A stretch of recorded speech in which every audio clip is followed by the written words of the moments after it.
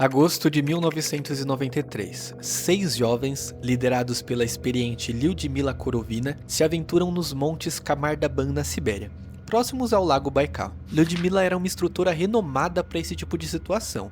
O grupo era forte, jovem e preparado, mas por algum motivo, algo fez o grupo lá em cima viver momentos aterrorizantes que ninguém consegue explicar. Hoje a gente vai falar sobre o estranho caso chamado Kamardaban. O grupo iniciou sua viagem em 2 de agosto de 1993, subindo o Monte Kamardaban rumo ao pico chamado Triptychon. O grupo era composto pela líder, Lyudmila, de 41 anos, Valentina Utoshenko, de 17 anos, e outros 4 jovens de 23 e 15 anos em média. Valentina, que viria a ser a última que restaria do pequeno grupo após o incidente. 6 de agosto, 4 dias depois, o incidente. A viagem transcorreu normalmente por dias, até que então no 4º dia, enquanto eles subiam a passagem, o clima mudou. Não foi uma nevasca, mas foi uma chuva repentina e forte, seguida de uma névoa densa. Foi nesse momento que algo estranho começou a ocorrer com os participantes do grupo. Lembrando que todo o relato a partir daqui parte totalmente da Valentina Utoshenko, que tinha 17 anos na época do ocorrido. Ela cita que um por um, todos os membros aparentemente foram perdendo a consciência aos poucos. Começou com Alexander Sasha Krysin, que tinha 23 anos na época. Ele caminhava por último no grupo e deu um grito muito alto. Isso fez com que a Lyudmila parasse e fosse até o final para ver o que estava acontecendo. Quando ela chega lá, ela vê Alexander convulsionando. Ela tenta segurar ele, tenta ajudar e instrui o grupo a continuar a subida da montanha, até um ponto um pouco mais seguro. O grupo segue as instruções e começa a subir aos poucos. Todavia, Lyudmila também começa a gritar e se tremer violentamente, apresentando sintomas similares que Alexander apresentou. O grupo ouve isso e retorna inteiro para ajudar e entender o que está acontecendo. Todavia, isso desperta um efeito dominó. Um dos participantes começa a se tremer e se chocar contra uma rocha próxima, e outros participantes também começam a se desesperar. A Valentina, vendo tudo isso, tenta se agarrar à sua amiga mais próxima naquele momento, chamada Victoria, para levar ela até a linha das árvores, que ficava abaixo da montanha, que seria um ponto mais seguro, até mesmo para chamar ajuda posteriormente. Mas a Victoria morde sua mão e começa a se debater também, similar aos outros participantes do grupo. Em pânico absoluto e por não querer ficar para ver até onde isso tudo chegaria, Valentina decide fugir, descendo a montanha até a linha das árvores, que ficavam alguns metros abaixo. Após Valentina ter chegado nesse ponto que era um pouco mais seguro, ela desmaia, acordando algumas horas depois. Após acordar, ela decide descer a montanha em busca de ajuda. Ela encontra um rio e vai seguindo o fluxo do rio, esperando que algum barco ou algum caçador ache ela em algum momento. Após 4 dias, ela é encontrada por um grupo que passeava de caiaque no rio. Grupo tal que aciona as autoridades e ajuda a moça que já estava perdida. Após as autoridades terem sido alertadas, inicialmente eles acreditaram que era só mais um grupo que ficou preso numa montanha e sofreu hipotermia, caso que infelizmente nesse tipo de esporte, nesse tipo de trilha é muito comum. Mas após as autoridades encontrarem os corpos, a cena não era de um grupo que sofreu hipotermia.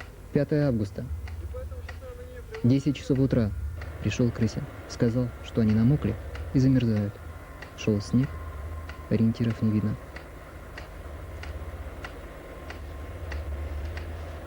Собрали рюкзаки и стенкой стали спускаться вниз, в сторону долины Снежной.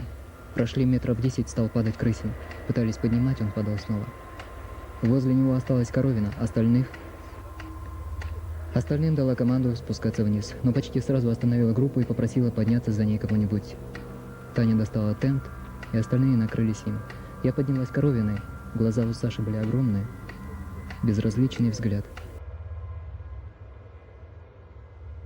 Os ferimentos era o que mais intrigava os legistas. Os corpos apresentavam sinais de agressões. Um dos membros, chamado Timur Bapanov, tinha um nariz quebrado e os dedos esmagados, como se tivesse batido violentamente contra algo. Outra pessoa do grupo, estava sem língua, outra sem olhos. Todos do grupo apresentavam roupas rasgadas e claros sinais de violência. Os relatórios forenses sugeriram dificuldade respiratória, edema pulmonar e cerebral. Ainda assim, a causa oficial que as autoridades definiram foi somente hipotermia, pois mesmo após as investigações, nada explicava os traumas físicos e o jeito bizarro que os corpos foram encontrados.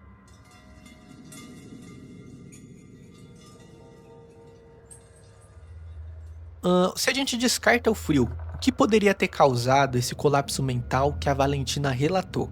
O que explica os ferimentos bizarros que reforçam a narrativa dela? A primeira é referente à exposição química ou algum gás tóxico. Essa é uma das mais aceitas por conta dos seguintes fatos. Nessa região da Sibéria tem bastante atividade sísmica, que são pequenos tremores, terremotos. Então é provável que isso tenha acontecido e possa ter subido algum gás tóxico do solo mesmo, já que eles estavam numa região que é provável que possa ter em alguns momentos uma grande concentração de gás radônio, que é um gás que existe em alta concentração em montanhas, rochas ou cavernas. Isso explicaria o colapso mental dos escaladores, porque quando esse gás é inalado em altas quantidades, pode causar hemorragia interna, principalmente no pulmão, dores intensas de cabeça, confusão mental e pânico irracional. Essa teoria só não é oficialmente aceita porque ninguém que efetuou o resgate dos corpos apresentou comportamento similar no momento ou após o resgate, fato que seria comum, pois mesmo com a mínima inalação,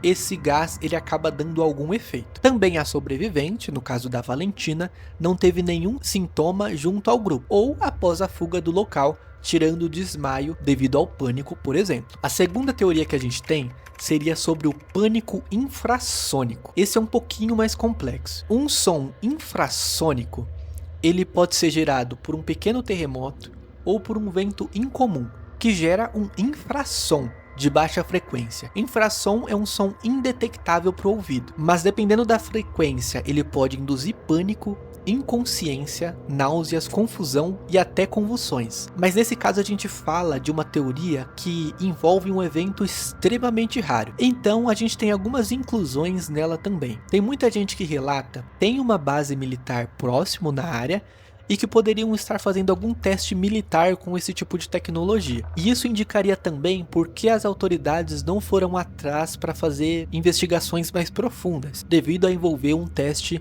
militar que aconteceu próximo à área. Mas essa, apesar da gente estar falando de algo mais fantasioso, não deixa de ser provável. Ou o mais popular também, caminhando para um lado mais sobrenatural, mais esotérico, é que o grupo encontrou algo na solidão das montanhas da Sibéria, que levou eles ao terror. Será que eles viram algo que o cérebro não conseguiu processar? Um predador desconhecido, uma força estranha? Os ferimentos sugerem que eles estavam tentando escapar de uma ameaça, ou tentando se salvar a todo custo, mesmo que isso custasse a própria vida. De toda forma, o mistério ele permanece. 6 pessoas saudáveis e experientes, mortas em algumas horas. Em uma montanha remota, somente um sobrevivente. O que quer que tenha acontecido começou com uma chuva e terminou com um pânico mortal que ninguém conseguiu explicar. Hoje a gente falou de um caso bizarro. Qual que é a sua teoria? Gás tóxico, histeria coletiva, algo escondido nas profundezas da Sibéria, pé grande, Sasquatch? Qualquer coisa é válida. Deixa aí nos comentários a sua opinião. Não se esquece de se inscrever e até a próxima.